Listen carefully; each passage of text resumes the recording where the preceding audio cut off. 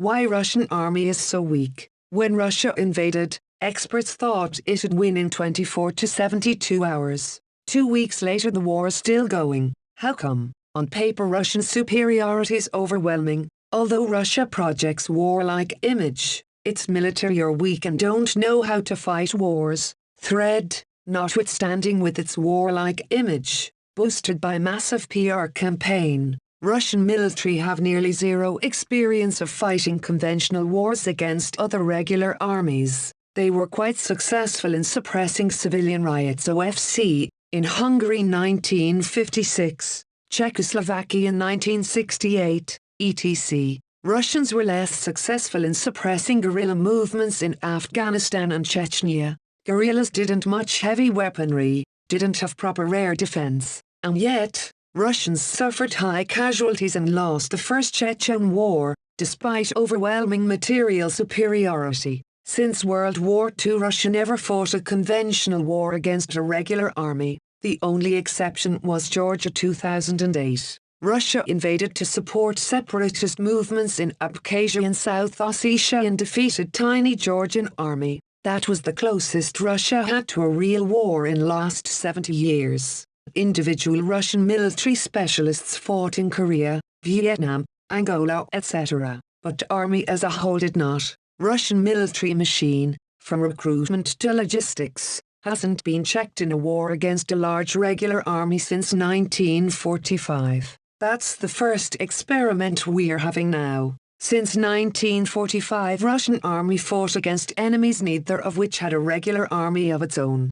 Enemies of Russia had no structure, little training, tiny firepower. To compensate this, Russia heavily invests in propaganda glorifying its military. But what do they really look like? December 2021. Thieves-in-law imposed tribute on a Russian military base, making NCOs and officers to pay them cash. They specifically target veterans of Syria who earned cash there. They harass, threaten, beat them. Leader of the gang was arrested but released in several months. That's not an exception, that's a rule. Russian military is constantly harassed by thieves and forced to pay money. Just 4 random headlines on how thieves force literally any military including the ones managing the nuclear rockets to pay them tribute. Russian army is a prey. Let's introduce some sociological context. Russian thieves traditionally portray themselves as the counterculture, the rebels. We don't care about the official law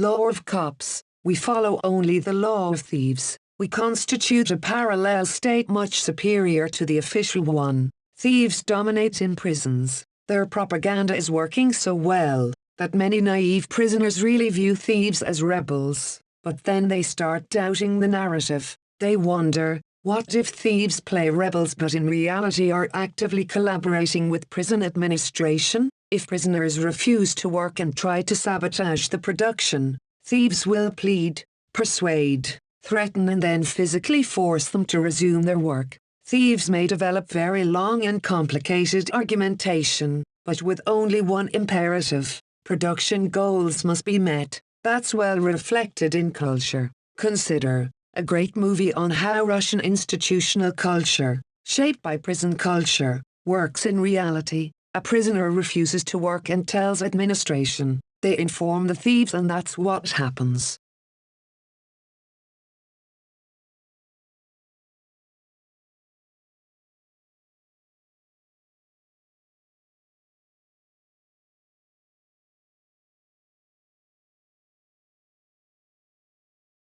And only much later prisoners realize, thieves are not a parallel state, they are just another branch of the same state machine. They are controlled opposition which actively cooperates with authorities, do whatever state commands and never ever cross the line, or they are doomed. Thieves racketeering the military, including Syria veterans, nuke personnel is not an accident. It's a deliberate government policy to keep professional military low in dominance hierarchy. Russian state purposefully keeps its military in this position. It's all part of a plan. If you want, you can dig further into how harassed, how abused and how low in hierarchy the Russian military are. Of course the lowest position ever is taken by conscripts. There are many publications on how conscripts were forced into gay prostitution to earn cash for higher-ups.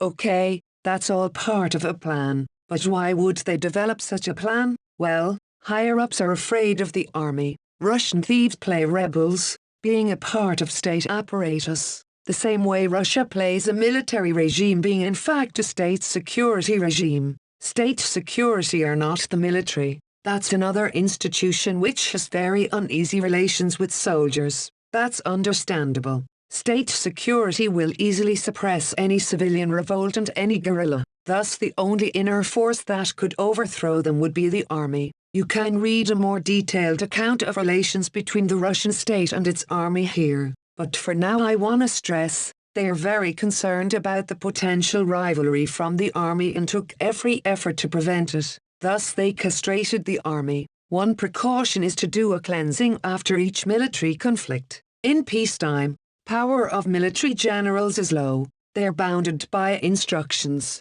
protocols, guidelines, are overwatched by state security and military prosecutors. But during the war this control nearly disappears. The longer the war lasts, the less procedural and more personal military power becomes. Soon nobody cares about procedures. Everything is done by personal oral orders. Troops get used to unquestioning obedience to a general's word. So you have to do a cleaning up after each war. State security fears potential rivalry from the army. So they introduced several mechanisms of control. One is to do a cleaning up after each war, killing generals who got too influential among the troops, and leaving the less influential ones. That's a negative selection mechanism. Kremlin actively promotes state security to the army positions. A typical monologue of a Russian professional military. 1. Long patriotic speech. 2.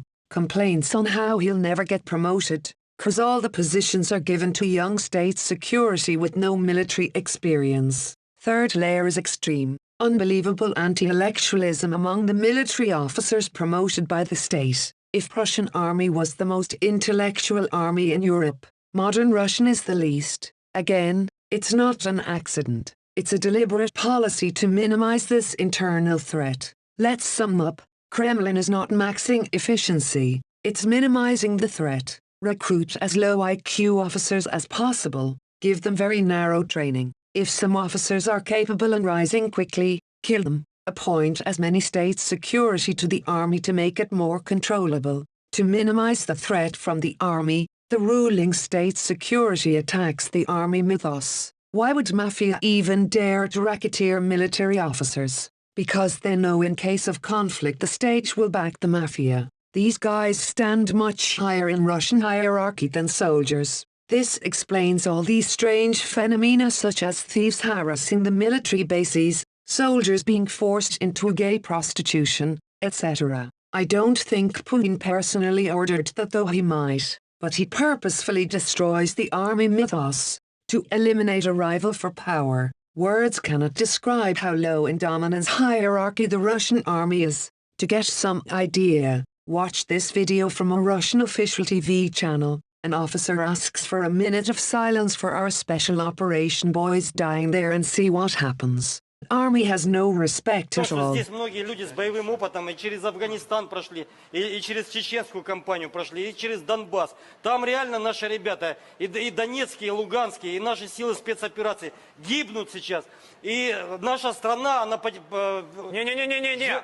Нет, я не хочу это слышать, подождите, нет, послушайте, стойте! Они гибнут все равно. Стойте! Они все равно да гибнут. Остановитесь! Подождите секунду. Вы не можете остановиться, что Я ли? просто хочу, чтобы мы Хватит. сейчас встали и почтили память молчанием, хотя бы минутой молчания наших ребят, которые там все равно сражаются за Россию и за Донбасс. Вы можете сейчас остановиться? Пожалуйста. Я вам сейчас скажу, что там наши ребята делают.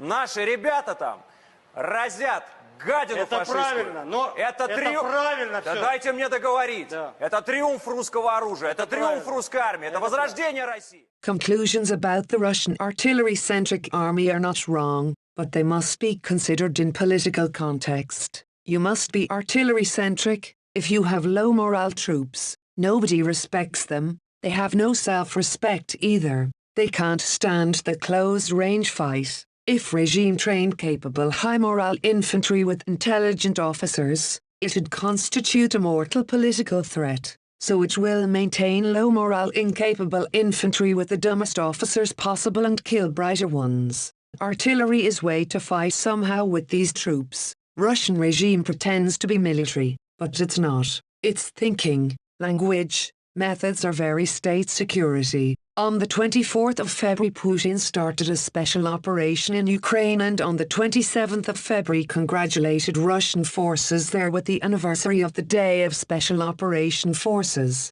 Why the 27th of February? What happened that day? On the 26th of February, 2015 Putin ordered to establish a new holiday, the Day of Special Operation Forces. The first one will be tomorrow, the 27th of February, 2015 and then every year. Next day, the 27th of February, 2015 oppositional leader Nemtsov was killed in view of Kremlin.